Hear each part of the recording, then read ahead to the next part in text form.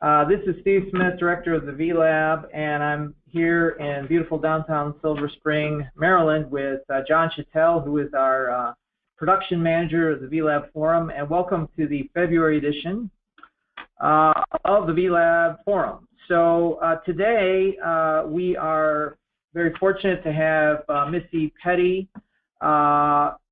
who is going to give us a overview talk on INSITE, which is a IDSS tool for aviation. This is a very important project for Weather Service and NOAA in general. And I think this is the first time this has been presented at the VLabForum, so some of us will be seeing this for the first time. To remind everyone, the format of the forum is there's about 30 minutes or so of content that Missy will provide, and then we try to allow about the remaining part of the hour for question and answer. So we ask you hold your questions off until that Q&A.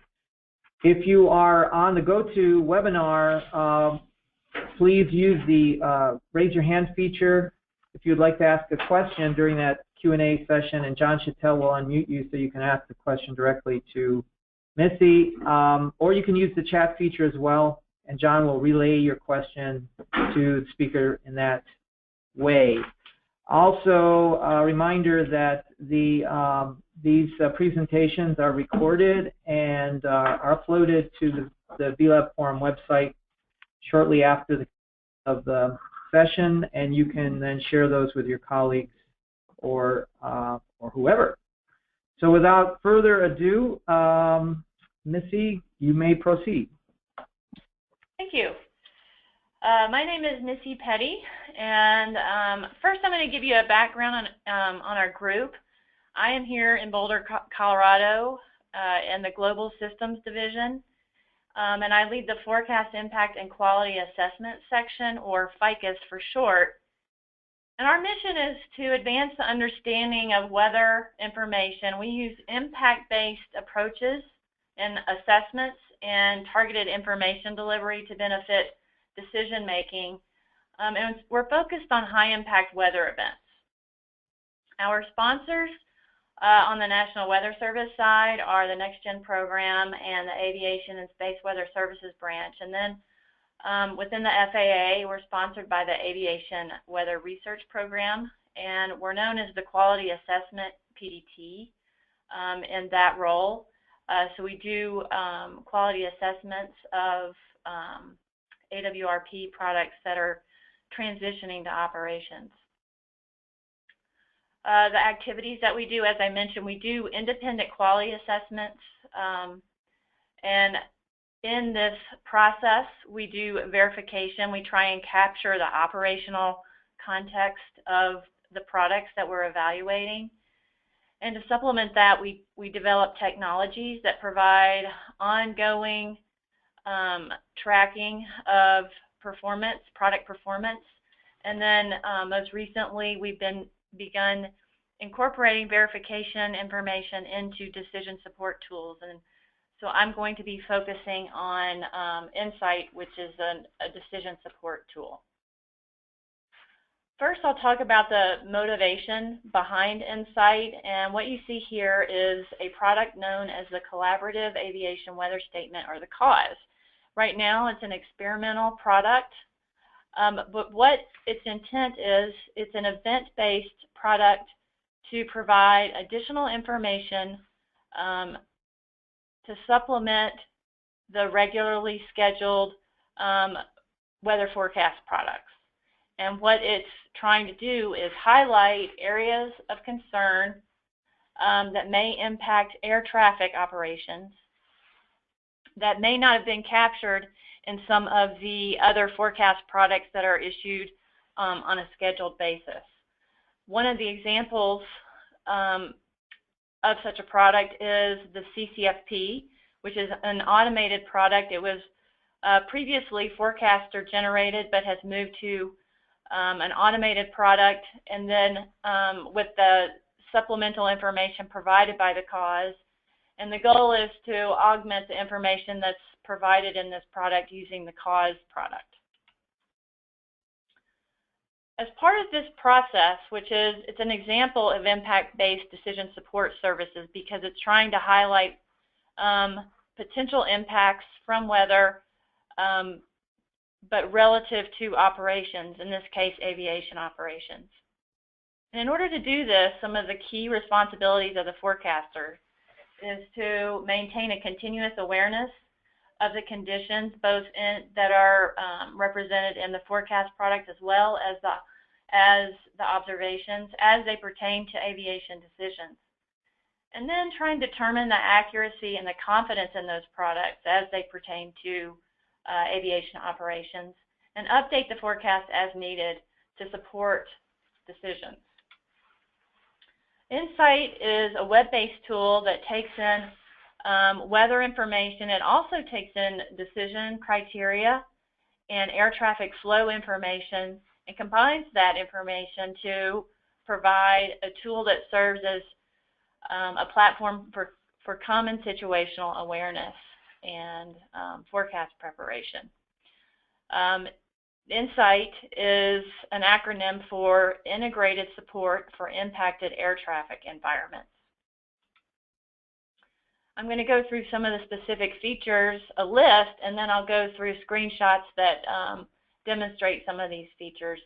And again, these features are targeted to support forecaster identification of convective weather that could potentially impact air traffic. So INSITE, as I mentioned, is a web-based tool. It contains several convective forecast products as well as observations. Within this tool, there are graphical displays, and you can there are capabilities to overlay routes, control centers, and airports on top of the weather information. There's also a capability that provides an airspace constraint field that's derived from a blend of the weather and traffic information. INSITE provides confidence information for this forecast constraint field that's derived for each of the forecast products that are included in the tool, as well as for the observations. It provides a display of both the raw weather and the constraint fields. And in addition to the individual forecast products, there is a synthesis product where the different forecast products are blended into a single forecast constraint field, and these constituents are weighted using performance information.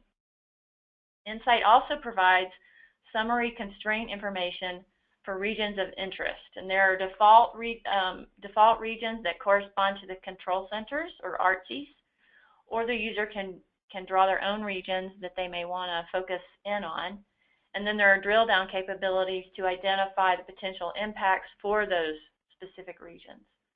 Lastly, there's a historical playback feature that will allow users to review past events and look at the raw weather that was available at the time, as well as the derived constraints.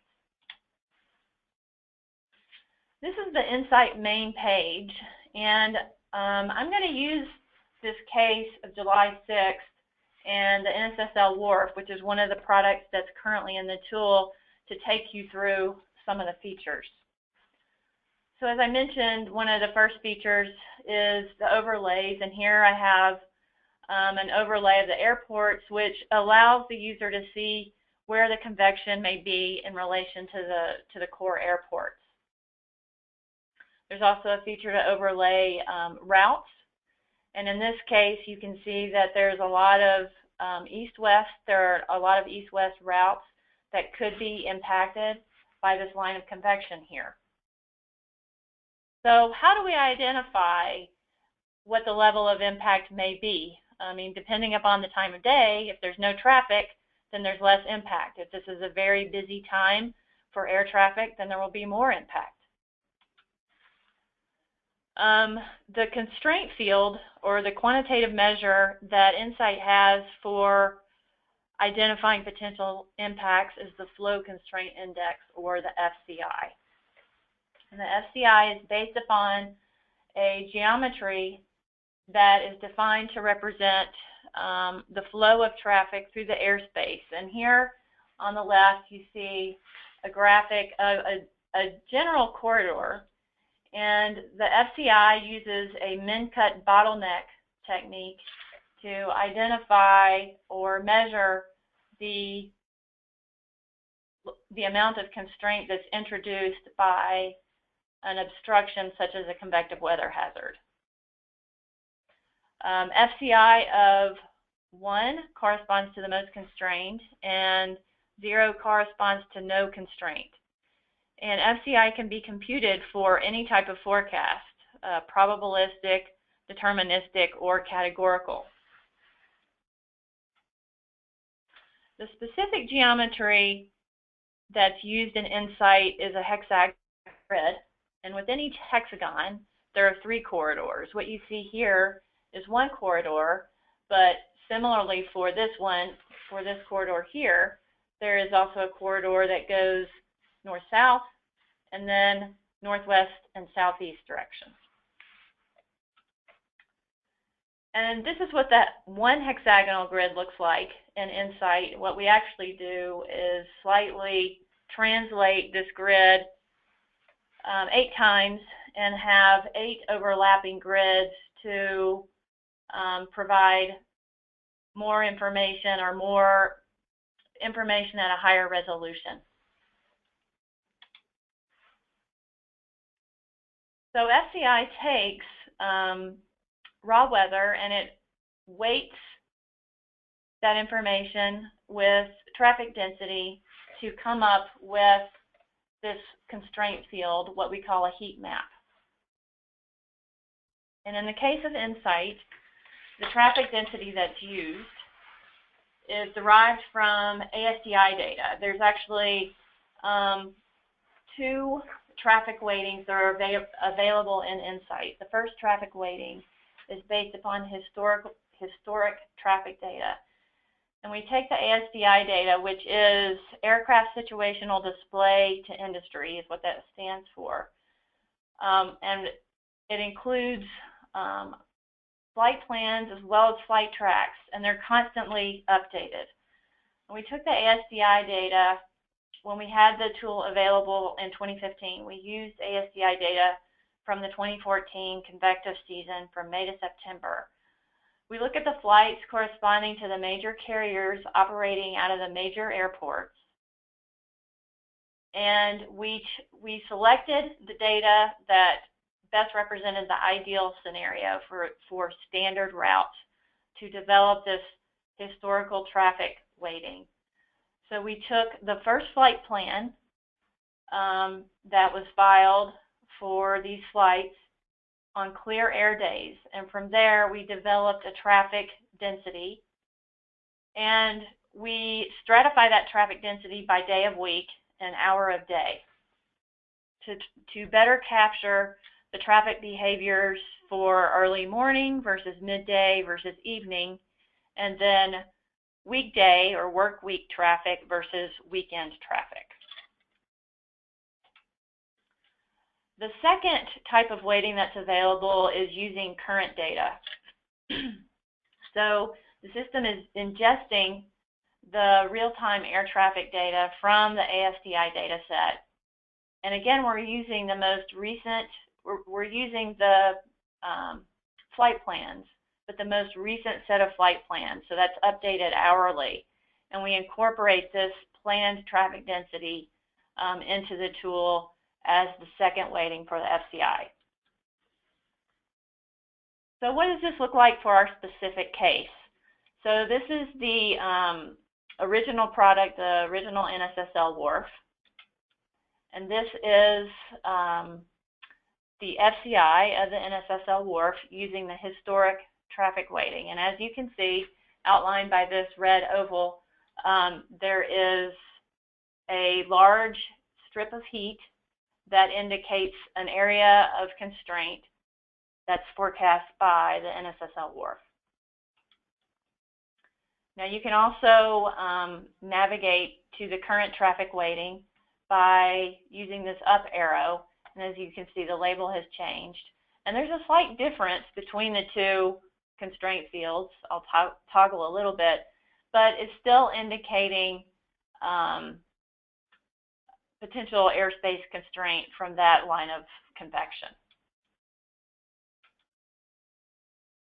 So we want to focus in on this region and try and identify how it may impact air traffic, at what times, and specifically what routes may be impacted. So we can draw a polygon using, by activating this P icon.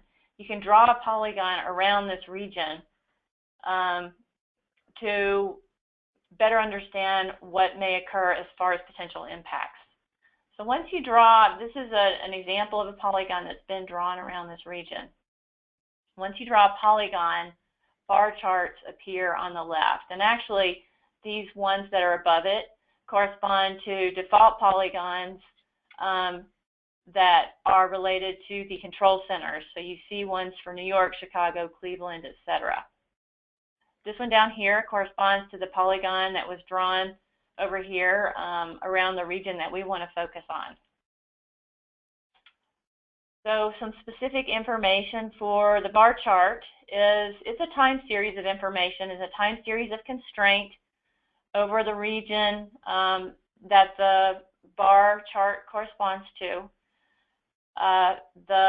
There is a list of times at the very top of the left panel, and these are valid times.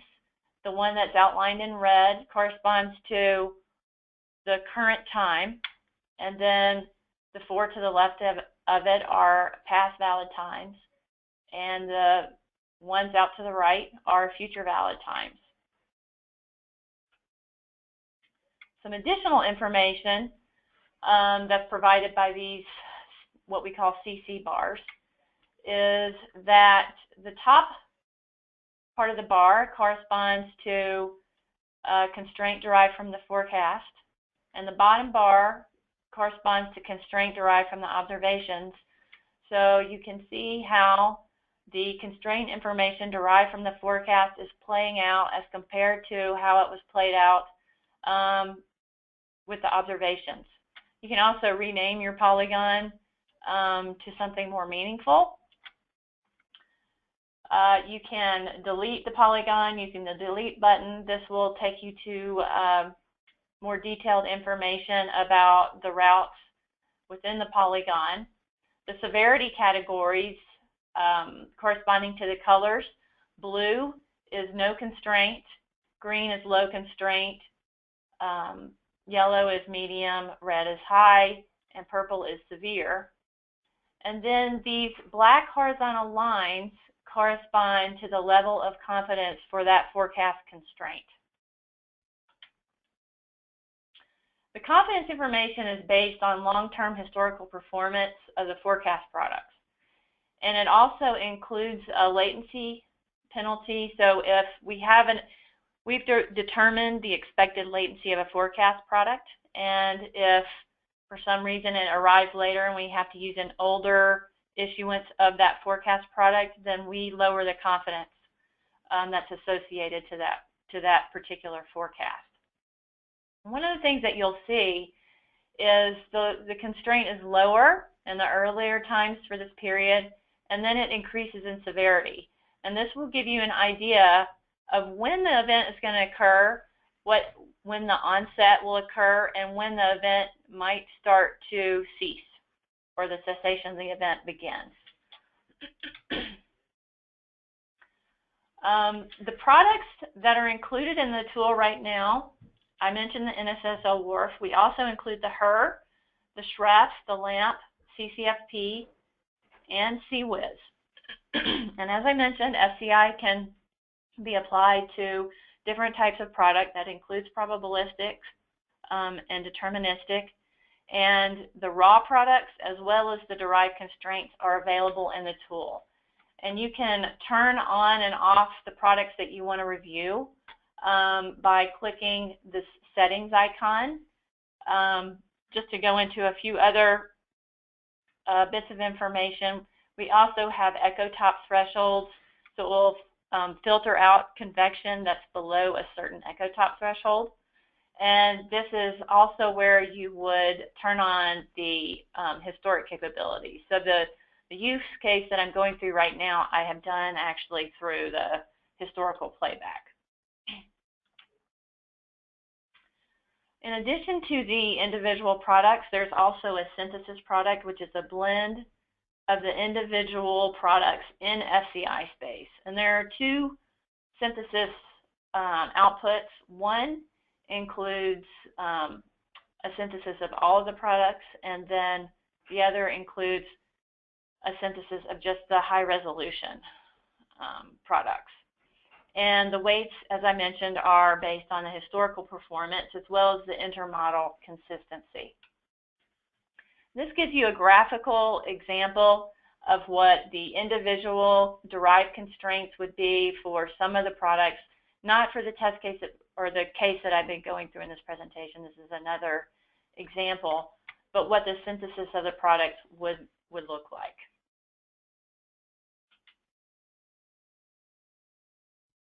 Now, the CC bars, which stand for constraint and confidence for the individual forecast products, stands for constraint and consistency for the synthesis product. So for the synthesis product, this horizontal line is actually gray to indicate that it has a slightly different meaning, and that is that it's indicating the level of consistency between the constituent forecast products. So if there is heat, but not a lot of agreement between the products, the lines will be the lines on the CC bars will be lower. Clicking on this green arrow allows us to navigate to more detailed information to what we call an operations view. And what you see on the left, again, are CC bars, but now they correspond to routes that pass through this specific polygon that we've selected.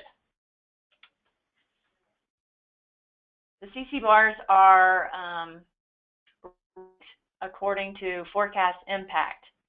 And you can also view the ARCs instead of the individual routes. So you can view CC bars for ARCs that may intersect this region to identify and see how those may be impacted. And you would navigate to that or select that option using this gear symbol. When you hover over one of these CC bars in the operations view, it highlights the route that corresponds to that CC bar. So you can see exactly where it is within that region. And then when you click on one of the CC bars, it provides a time series of the backing FCI values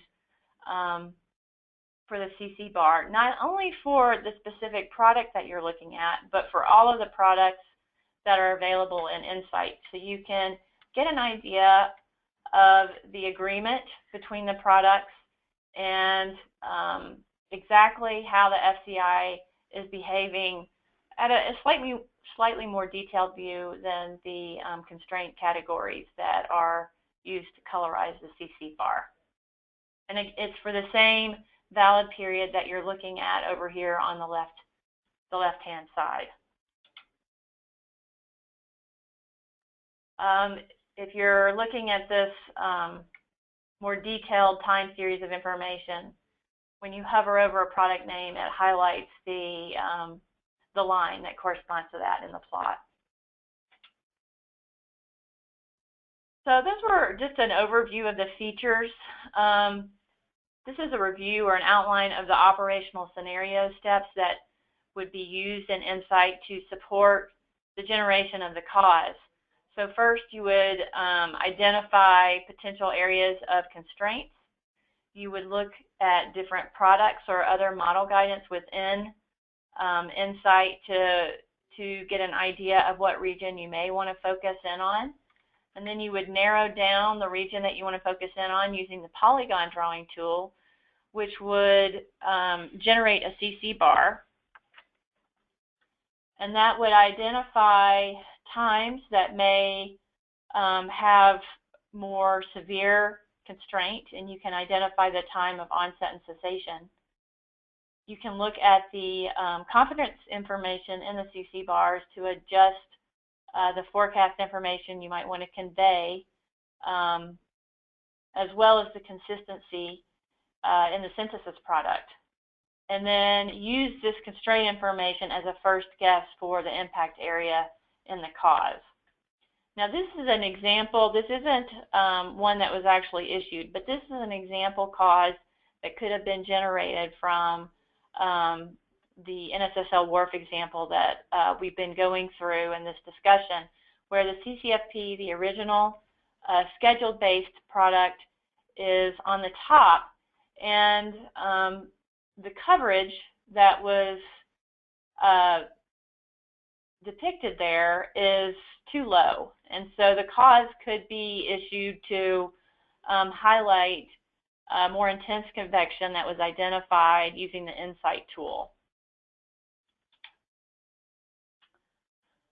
Now I'm going to go into a little bit of the upcoming work for INSITE. We are currently working on INSITE version 4. As I mentioned, the funding organization is the National Weather Service Next Gen program. We're targeting INSITE 4 to be released in late May of 2016 so that it's available for cause activities. One of the things, or some of the things that we're planning to add, is the addition of the MRMS analysis product in addition to the products that are currently available.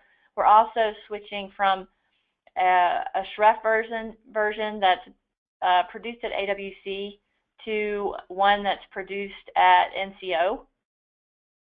We're also incorporating numerous UI updates. Some of the users have provided feedback on the color schemes, product navigation, and providing more help information, making it available from the tool. And then another thing that was commonly mentioned by the users was an alert feature that could be incorporated to support the cause process, specifically to have the system identify areas that exceed a certain FCI value, so that the user doesn't necessarily need to iterate through all of the products. This would be an automated way to identify regions of potentially high impacts. This is just a mock-up of what this alert feature may look like, where you would have settings that would allow the user to identify or select the products that they want an alert to be triggered from, as well as a specific FCI threshold. And once an alert exists, the user could view it from the alert dashboard, where we have information similar to the CC bars, but not quite, where these are alert bars that give you a time series where the times in red are times where there does exist an alert polygon that the user can then navigate to by clicking on one of these times, and it will bring up the heat map for that specific time, as well as the polygons that were identified by the system to contain regions of high values of FCI.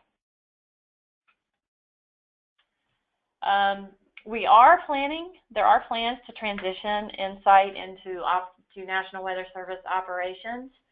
The target operational host is IDP, and we have begun the process of coordinating with IDP to start the transition process. The goal is to essentially transition INSITE version 4. So we're targeting version 4 to be completed in May of 2016. And then we'll work to transition that capability with possibly some minor feature enhancements, as well as switching to all operational National Weather Service products, and have that transition completed by May of 2017.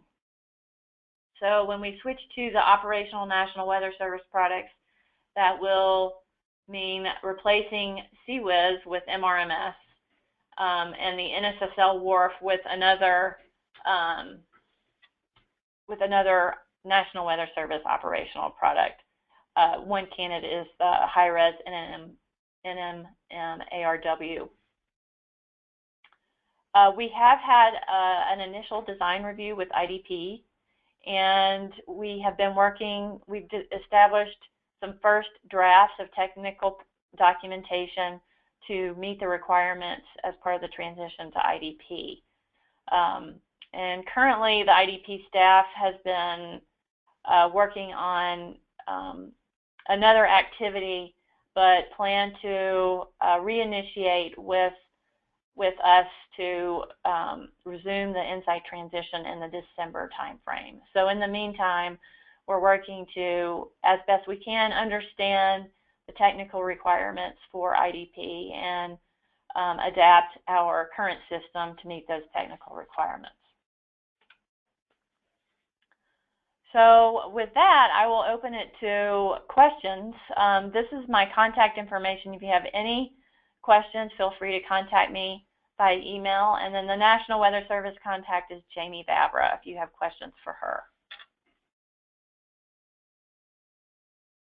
Okay, thank you very much, Missy, for a very well-organized presentations. Thank you for staying on time, and thank you for an insightful talk.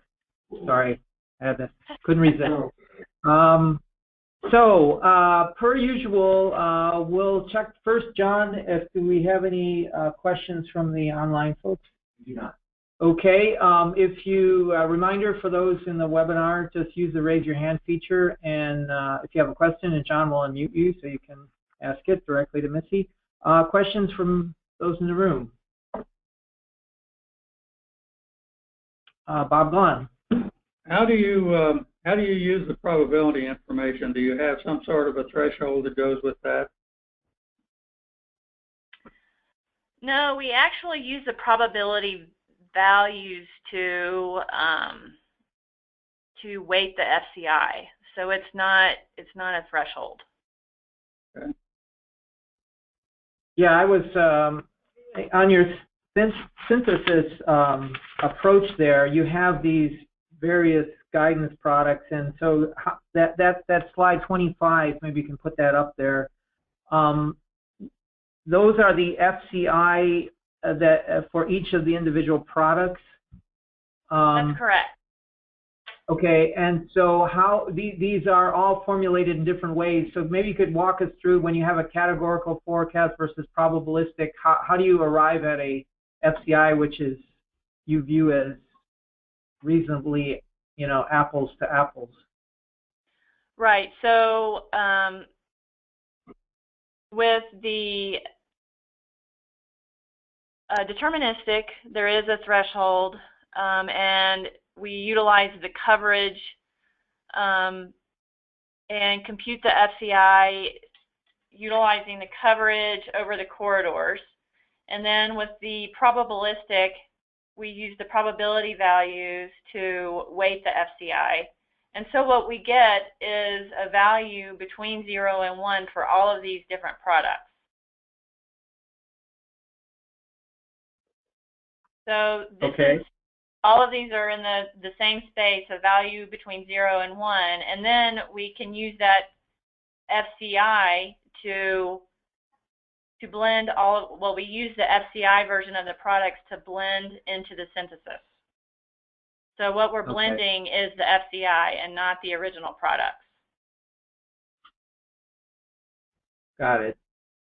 So the trick here in looking at this from meteorologist standpoint is where if you have no routes, you don't have any impact. So it's what you're seeing here is the combination of the weather and the activity. That's correct. Okay. John, do we have? Yes, Phil Dutton, assuming we can unmute him here, would like to ask a question or preface. Okay, Phil, are you there?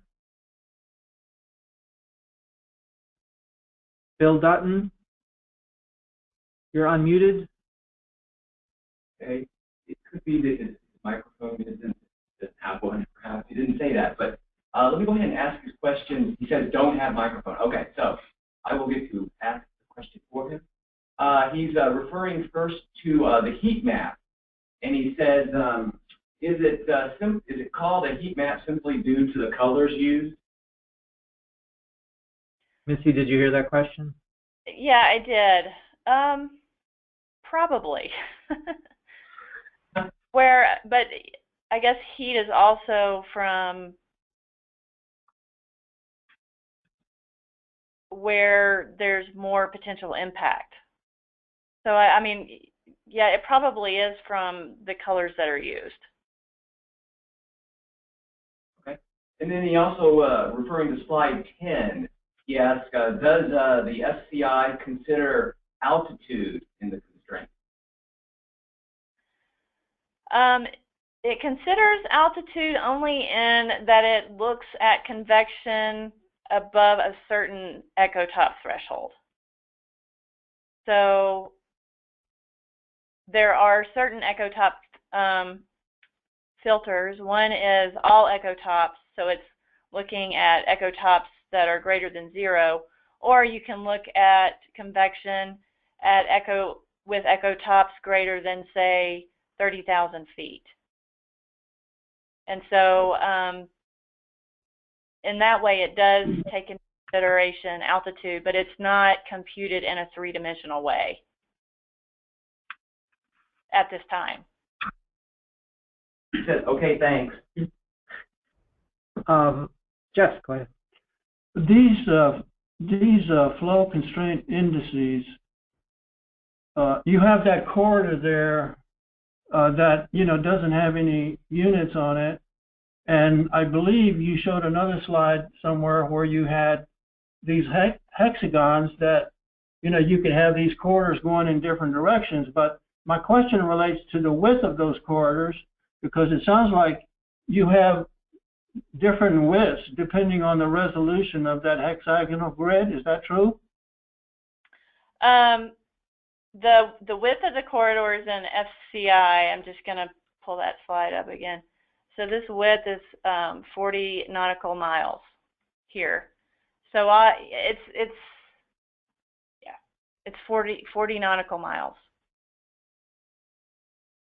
So that is a fake. It's a fake one.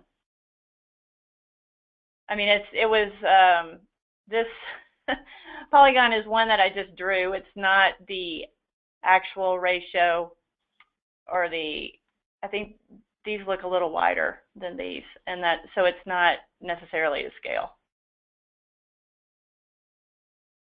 So the corridors are always 40 miles? Yes. Yes.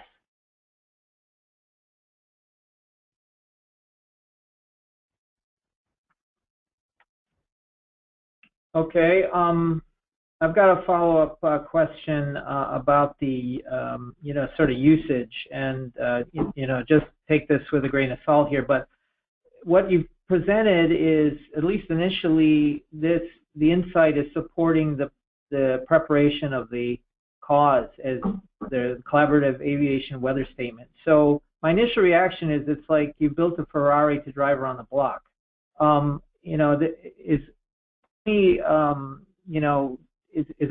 there plans to use this in a more explicit way in decision making, or only to generate this kind of text product? So the cause was the motivation, but it can be used in general decision support services at the CWSU level, as well as at the national level. So, I mean, it can be used by individual centers to identify constraints specific to their center, not necessarily just to generate the cause. But then it also serves as a common platform that collaborators on the cause product can all access as part of the collaboration. So can you speak to the collaboration aspect of the cause preparation? Who actually works together on that? So the Aviation Weather Center facilitates it, and it's in collaboration with the National Aviation Meteorologists that are located at the command center, as well as the Center Weather Service units that may be impacted by a specific event. Currently, the collaboration is done via a chat room, and AWC will produce an initial graphic that's reviewed via the chat room prior to putting out the final version of the forecast product. And So this is, go ahead. Well, INSITE is currently a web-based tool that's publicly available. So in addition to National Weather Service staff that generate the product, it's also open to specific members of the private airline industry to contribute to the generation of the product. Okay. It's an event-driven or schedule-driven, the cause? The cause is an event-driven. Okay. Very good. John, do we have other questions? We do not. Okay. Questions, Dr. Bowman? Going back to the first question, I guess, in that diagram, where you had an index for several different products, each one of them varying from 0 to 1. But you didn't say how you put those together then. You get 1. So or the average? It's a weighted sum of the individual products using historical performance information corresponding to the individual products. So we develop a history of performance for each of the products in FCI space, and we use that information to weight the individual products as part of the production of the synthesis. Is that your question? But, yeah, well, that helps. It'd be interesting to see more detail, I think. In other words, how you evaluate.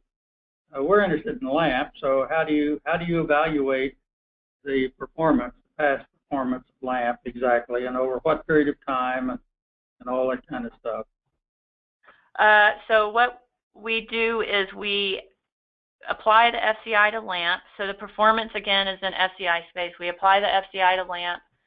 We apply the FCI to the observations, and in this case, it's the CWIS analysis, which will, once we begin the transition to operations, we'll transition to the MRMS analysis. And I can't give you the specifics on what metrics are used, but I'm certainly happy to set something up with the scientist that has developed this. But we generate a history of performance by comparing the FCI of the LAMP to the FCI of the observation. And that is, I believe it's at least stratified by valid time and by lead time. And that contributes to the weights that are applied to LAMP as part of the synthesis. Okay, thanks. Is that written down somewhere? It is. I can probably provide that to you if you like. Great. Okay. And who am I speaking with? Bob Glahn. Okay. Harry.Glahn. .gov. All righty. So it sounds like in order for you to determine these weights, you need to have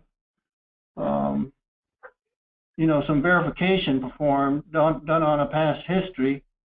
That's correct. And so then that requires that if there's a new product, for instance, to come along the line, then the user has to provide that history for you to evaluate that performance prior to weighting it in this product?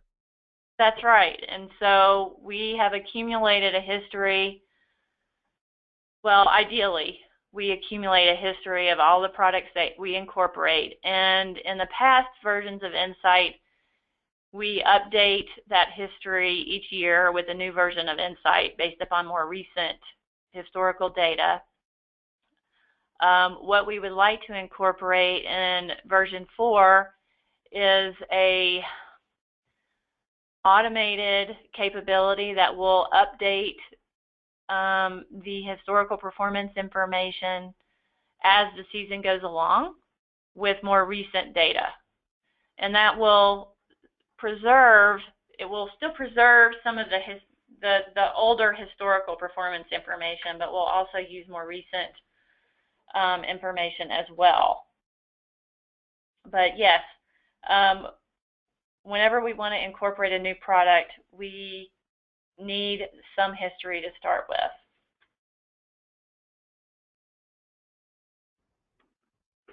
Steve, Phyllis Gunn has a question. She'd like to know, after INSITE version 4's transition to the IDP, will it continue to be available to the public and aviation industry via the website? Missy, did you get that question? I did. Well, we're planning to transition the web application to IDP. I think the plan right now is to add a login that would probably be for NOAA users their NIMS password, and for non-NOAA and industry users there would be an approval process so that they can have an account to log into the system to prevent unnecessarily load to the web application so that it can support operations. Thank you. Any other questions, John? No. Missy, this is Steve Smith again. So there's two things that strike me with this with INSITE that is represent significant improvements. One is that you're presenting the weather information within the context of the actual, operational problem of flow, air traffic flow. And then the other is you're potentially allowing enough lead time that people can act on this information to reroute planes or block off airspace, etc. So, am I correct in that? And are either of those considered to be more important for the aviation users? Yeah, I would agree with what you said. Between the two, I can't say which would be more important. I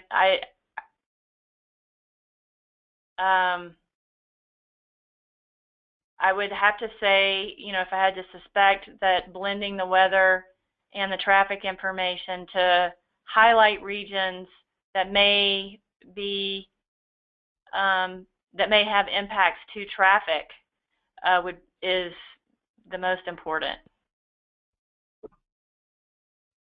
And do you have a way to attempt to see if reroutings are taking place, based on this guidance product, that there is an active mitigation going on, that people are saying, oh, the cause or the INSITE is indicating this, therefore we're going to change our decisions to move planes in different? Is there a way to sort of verify that? Well, I think that the historical playback feature can provide some support of that, but then, it's also a review of what actually took place from a traffic perspective and what triggered reroutes and that sort of thing, which is beyond the level of information that we have. But I do know that as part of the move to put the cause process into operations, there is going to be some retrospective review of a cause issuance versus what actually happened. And I think the historical playback can at least support that to some degree. Okay. Other questions online? Yeah, I guess I have one. You were talking about you had sort of two ways of integrating the flow. You had sort of a historical flow, and then you had sort of the real-time flow. And it Right. sounded like the real-time flow was based on flight plans. Yes. You have access to the like transponder data that shows, where the flights are on a minute-by-minute basis? And would that be more valuable than the flight plan information? Well, we do, but it is a lot of data, and the system is already challenged with the amount of data that it needs to process, and so the most recent flight plans are what we are working with right now. And once it transitions to operations and possibly has more computing resources, then we may be able to incorporate more current information and provide more rapidly updating information. All right, thank you. Just out of curiosity, Missy, have in your previous talks you've given on this, have other weather-impacted industries seen and said, hey, we could use something like this? This idea of combining weather to our explicit decision making is useful for us, or might be useful for us? Outside of aviation? Yes. Or within aviation? Yes, outside of aviation. There haven't been, well, I don't know if it was triggered by INSITE, but I think that there are some other industries that have seen some of the work that we've done and been interested. So we are doing some work in the facets realm for severe weather. It's in regard to providing impact-based verification, but that is, trying to capture the operational context of the weather information in the verification of the product. Okay, so the ground-based transportation hasn't really been exposed to this? No, they haven't. Okay. I think we have one last question from the audience. Sure, go ahead. Phil Dutton asks, are there any plans to bring in volcanic ash models like PUF, Split, or Canern to that area affected by volcanic ash so that they can use INSITE for traffic flow? We haven't explicitly considered volcanic ash models. I mean, there has been discussion of broadening INSITE to other aviation hazards. But that would be an interesting concept.